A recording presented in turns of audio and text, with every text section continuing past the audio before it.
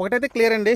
కూటమి గవర్నమెంట్ పైనైతే ప్రజలైతే ఆగ్రహంగా ఉన్నారు. ఇది క్లియర్‌గా తెలుస్తుంది. ఎందుకంటే సంక్షేమం విషయంలో వాళ్ళు ఇంప్లిమెంట్ చేయట్లేదు. ఏమన్నంటే డబ్బులు లేవంటారు. లేకుంటే ఇంకా టైం పడుతుందని చెప్తారు. ఈరోజు, రేపని దాదాపు సంవత్సరం కాలం గడిచిపోతుంది గవర్నమెంట్ ఫామ్ అయ్యి. ఇప్పటి వరకు చంద్రబాబు నాయుడు గారు చాలా ప్రెస్ మీట్లు పెట్టారు.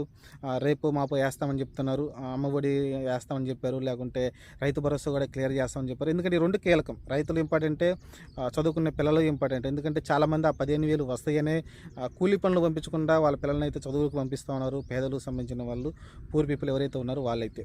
వాళ్ళపైన అయితే ఇప్పుడైతే మళ్ళీ వాళ్ళ మీద 15,000 కాదు 2 విడతలుగా ఇస్తామని చెప్పారు. సరే 2 విడతలైనా సరే ముందు 7,500 వేశారంటే అది కూడా వేయలేదు.